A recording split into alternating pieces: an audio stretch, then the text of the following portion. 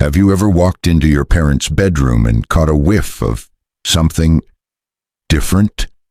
Not dirty, not unclean, but this lingering, slightly musty smell that seems to hang in the air no matter how much you scrub and sanitize.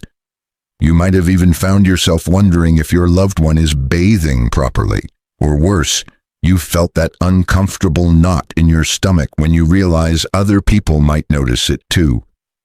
If you're nodding your head right now, I want you to know something important. You're not alone, and more importantly, you're not imagining things. This smell is real. It's incredibly common, and it's something that affects millions of seniors and their families every single day.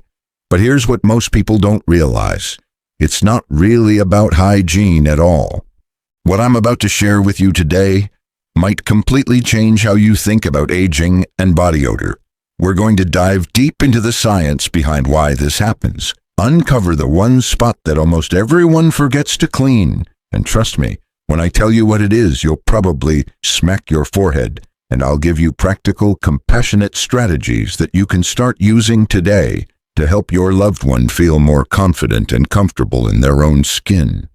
This isn't just about managing an awkward smell. This is about preserving dignity, maintaining relationships, and understanding that the changes our bodies go through as we age are natural, predictable, and absolutely manageable when we have the right knowledge and approach. So if you've ever wondered about this topic, if you've ever felt embarrassed or confused about how to handle it, or if you simply want to be better prepared to support an aging parent or loved one, I want you to type "I care" in the comments below. And while you're at it, hit that subscribe button for elder wisdom, because we're going to explore topics like this that matter deeply but rarely get discussed openly. Key sign number 1. The smell has a name, nonanol. Let me tell you about Maria. She's a devoted daughter who visits her 78-year-old mother every week. A few months ago, she started noticing this peculiar smell in her mom's apartment. It wasn't the smell of someone who hadn't showered. Her mother was meticulous about her hygiene. It wasn't mildew or mustiness from poor cleaning. It was something else entirely, something she couldn't quite put her finger on. Maria did what any caring daughter would do. She deep cleaned the entire apartment. She washed curtains, scrubbed floors, even had the carpets professionally cleaned. But within days, that smell was back. She started wondering if something was wrong with her mother's health, if there was an underlying medical condition they were missing. What Maria didn't know, and what most people don't know, is that this smell actually has a scientific name. It's called 2-nonenal, and it's a completely natural compound that our bodies start producing more of as we age, typically beginning around age 40 and becoming more noticeable after 65. Here's what happens. As we get older, our skin chemistry changes. The natural oils our skin produces start to break down differently. And when these oils come into contact with oxygen in the air, they create this compound called 2-nonenal. It's not sweat, it's not bacteria, it's not poor hygiene. It's literally a chemical reaction happening on the surface of the skin. But here's the tricky part. 2-nonenal doesn't wash away with regular soap and water the way normal body odor does. It actually clings to skin and fabrics, which is why that smell seems to linger no matter how much scrubbing happens. This is why so many families feel frustrated and confused when their usual cleaning routines don't seem to make a difference. The good news is that once you understand what you're dealing with, you can address it effectively. There are specific body washes and soaps designed to neutralize nonenal. Look for products containing persimmon extract, green tea, or other antioxidants that actually break down this compound instead of just masking it. But understanding nonenal is just the beginning, because there's something else that most people completely overlook, and it might be the real culprit behind that persistent odor. Key sign number 2, the forgotten spot behind the ears. I want you to think about your morning routine for a moment. You probably wash your face, your arms, your body. You're thorough, you're careful. But when's the last time you really, truly washed behind your ears? I mean, really scrubbed back there with soap and attention? If you're like most people, you might have just realized that you barely touch that area during your daily hygiene routine. And if that's true for you as someone who's probably pretty flexible and has good reach, imagine how challenging it becomes for a senior who might have limited mobility, arthritis in their shoulders, or balance issues that make thorough washing more difficult. The area behind the ears is what I call the hidden harbor of body odor, and it's almost always the missing piece of the puzzle that families can't figure out. This region has an incredibly high concentration of sebaceous glands, the tiny factories in your skin that produce oil. In younger people, the skin turns over quickly enough that this oil doesn't build up significantly. But as we age, skin cell turnover slows down dramatically. What happens is that dead skin cells, natural oils, and yes, that 2-non-enol compound we talked about, all start accumulating in this warm, protected area behind the ears. It's like a perfect storm of conditions for odor to develop and concentrate. And because it's hidden from view and often missed during bathing, it becomes this persistent source of smell that seems to follow the person around. I've seen families spend hundreds of dollars on air fresheners, special detergents, and cleaning services, all while completely missing this one small area that was the real source of their concern. It's heartbreaking because the solution is so simple once you know what to look for. During bath time or when helping your loved one with hygiene, take just an extra 30 seconds to gently wash behind the ears with a warm, soapy washcloth. Use a mild, moisturizing cleanser, nothing harsh, and be gentle because the skin there is delicate. Follow up with a soft rinse and pat dry completely because moisture trapped in that area can actually make the problem worse. This one small change can make an enormous difference. But there's another layer to this issue that goes even deeper than what's happening on the surface of the skin. Key sign number 3. Diet and hydration impact. Skin odor. George was a vibrant 72-year-old who loved cooking elaborate meals for himself. But after a minor surgery, his appetite changed, and he started relying more on convenient processed foods, frozen dinners, canned soups, packaged snacks. His daughter Linda noticed that within just a few months, there was a change, not just in his energy levels, but in his body odor. It became stronger, more persistent, and somehow different from what she remembered. What Linda didn't realize is that our bodies are incredibly sophisticated chemical processing plants, and what goes in absolutely affects what comes out, including through our skin. As we age, several things happen that make this connection even more important. First, many seniors don't drink enough water. The thirst sensation actually diminishes with age, and medications can be dehydrating. When the body doesn't have enough water to flush toxins through the kidneys and liver efficiently, it starts eliminating them through the skin instead. These toxins can create or worsen body odor.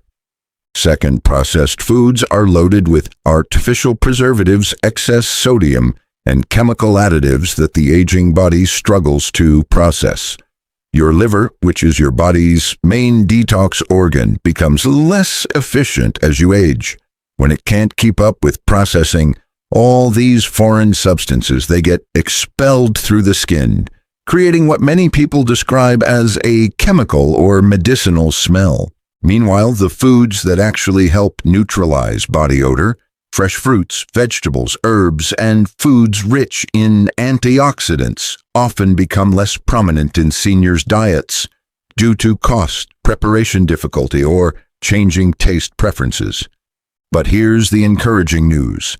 Even small dietary changes can make a noticeable difference. Encouraging water-rich foods like watermelon, cucumber, and citrus fruits can boost hydration. Leafy greens help support liver function. Even something as simple as switching from coffee to herbal teas can reduce the acidic compounds that contribute to body odor. You don't need to overhaul their entire diet overnight. Start small. Maybe replace one processed snack with fresh fruit, or add a glass of water with meals. These gentle changes can support their body's natural detox processes and reduce odor from the inside out. But there's something else that might be affecting your loved one's body chemistry, and it's something that most families never think to connect to body odor. Key sign number 4, medications and liver function. Thomas had been on the same medications for his blood pressure and diabetes for years without any issues. But when his doctor added a new medication for his arthritis, something unexpected happened. Within weeks, his wife Margaret noticed that his body odor had changed completely. It wasn't just stronger, it was different, almost chemical-like, with a metallic undertone she'd never noticed before. Margaret mentioned it to their daughter, who brushed it off as just another part of aging. But Margaret had been married to Thomas for 45 years, and she knew something was different. What none of them realized was that Thomas's liver was working overtime, trying to process this new medication alongside all his existing ones. Here's what most people don't understand about aging and medications.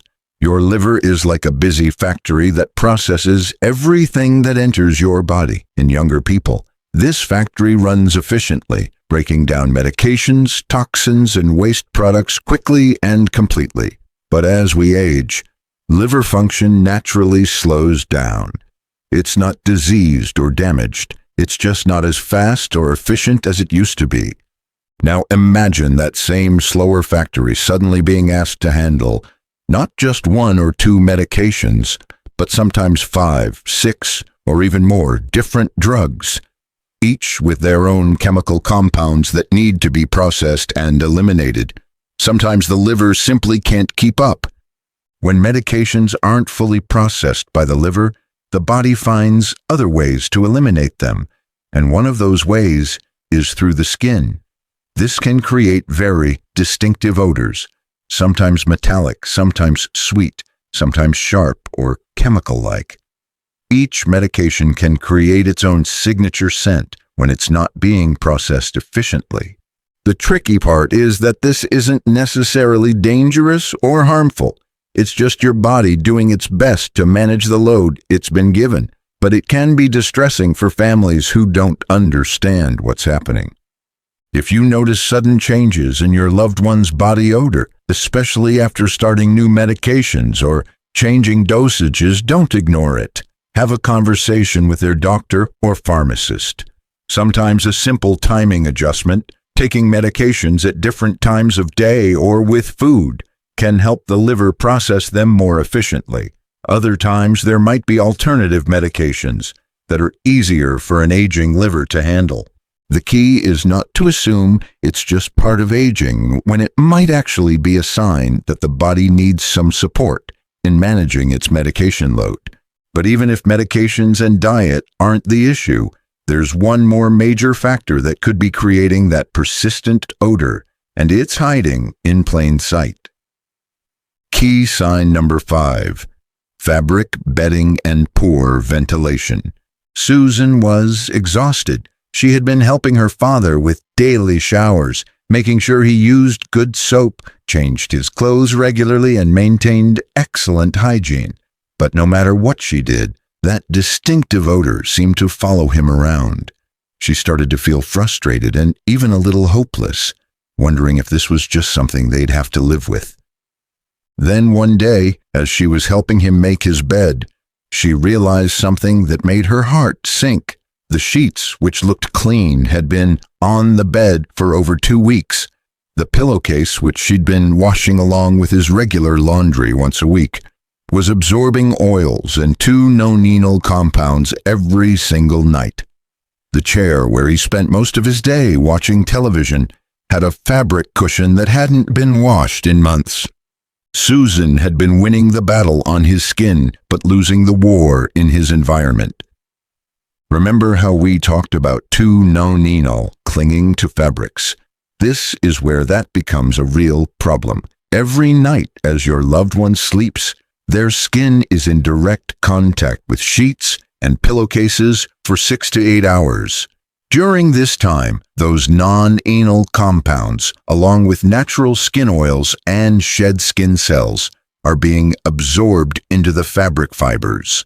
Cotton and other natural fibers are particularly good at holding on to these compounds. And unlike regular laundry stains that you can see, this absorption is invisible until it reaches a concentration where you can smell it. By then, a single wash might not be enough to completely eliminate it. But it's not just bedding. Think about all the fabric surfaces your loved one comes into contact with regularly. Their favorite chair, throw pillows, even the clothes in their closet if they're stored in a poorly ventilated space. All of these can become reservoirs of odor that recontaminate clean skin. Poor ventilation makes everything worse.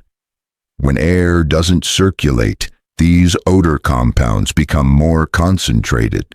Many seniors keep their homes warmer and less ventilated than younger people, creating the perfect environment for odors to build up and linger. The solution requires a multi-pronged approach. First, increase the frequency of washing bedding every 3 to 4 days instead of weekly, especially pillowcases which have the most direct skin contact. Second, choose washable fabrics whenever possible and wash them regularly. Third, improve ventilation by opening windows for even just 15 minutes a day when weather permits, or using fans to keep air moving. For items that can't be washed frequently, like heavy blankets or furniture cushions, there are enzyme-based sprays specifically designed to break down organic compounds like non-anal. Regular fabric refreshers and air fresheners just mask odors temporarily, but enzyme cleaners actually eliminate the source. I want to pause here for a moment and acknowledge something that I know many of you are feeling right now. This is hard stuff to talk about. It's uncomfortable, it's embarrassing, and it touches on some of our deepest fears about aging and dignity. If you're a family member watching this, you might be feeling guilty that you didn't know these things sooner. You might be worried about hurting your loved one's feelings by bringing up such a sensitive topic. You might even be feeling overwhelmed by all the things you now realize you need to pay attention to. And if you're a senior watching this, you might be feeling self-conscious or worried that people have been noticing something you weren't aware of. You might be feeling frustrated that your body is changing in ways that feel beyond your control. I want you to know that all of these feelings are completely normal and valid. This isn't about blame, and it's certainly not about shame. What we've been talking about today are natural, predictable changes that happen to human bodies as they age. They're not a reflection of personal hygiene. They're not a sign of neglect. And they're absolutely not something to be embarrassed about. What this is about is knowledge, compassion, and taking control of the things we can control so that our loved ones can age with dignity and comfort.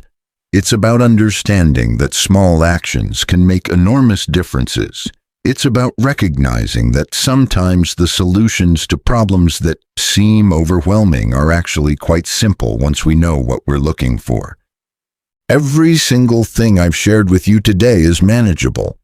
Washing behind the ears takes 30 seconds. Choosing the right body wash is a one-time decision. Changing bedding more frequently is a small adjustment to routine. These aren't massive life changes. They're gentle, loving acts of care that can have profound impacts on someone's comfort and confidence. You don't need to be perfect at this. You don't need to implement everything at once. You don't need to have all the answers. What you need is to be present, to be willing to learn, and to approach these challenges with the same love and respect you'd want someone to show you. The fact that you're here, watching this video, asking these questions, caring enough to seek out information that already puts you ahead of most people. that already shows the kind of love and dedication that makes all the difference in someone's life. Let me quickly recap the 5 key areas we've covered today because I want you to walk away with a clear action plan. First, we talked about tunanino, that natural compound that creates old person smell. Remember, regular soap doesn't eliminate it, so look for specialized products with persimmon extract or antioxidants. Second, we discussed the forgotten spot, behind the ears. This area accumulates oils and dead skin cells, creating concentrated odor. Just 30 seconds of gentle washing in this area during bath time can make a huge difference. Third, we explored how diet and hydration affect body odor from the inside out. Encouraging water-rich foods and reducing processed foods can help the body eliminate toxins more efficiently. Fourth, we covered medications and liver function. If you notice sudden changes in body odor after medication changes, talk to a healthcare provider about possible adjustments. And fifth, we address the environment, fabrics, bedding, and ventilation. Frequent washing of bedding, especially pillowcases, and improving air circulation can prevent odor compounds from building up in living spaces. Now I want to hear from you. Have you experienced this situation with a loved one? Do you have your own tips or strategies that have worked for your family? Maybe you tried one of these approaches and want to share your results? Drop a comment below and let's start a conversation. Sometimes the best advice comes from people who've walked this path before you. If this video opened your eyes to something new, or if it helped you understand a situation you've been dealing with, I'd be so grateful if you'd give it a thumbs up. It helps other families find this information when they need it most. And if you want to stay connected with more thoughtful, practical advice about aging with grace and dignity, hit that subscribe button for Elder Wisdom. We tackle the topics that matter most, but are often hardest to discuss, always with compassion, respect, and real solutions you can use. Thank you for being here today, for caring enough to learn, and for being the kind of person who approaches aging challenges with love instead of avoidance. Together, we can make sure that getting older doesn't mean giving up on comfort, dignity, or joy. I'll see you in the next video, and remember, stay wise, stay caring, and never stop learning.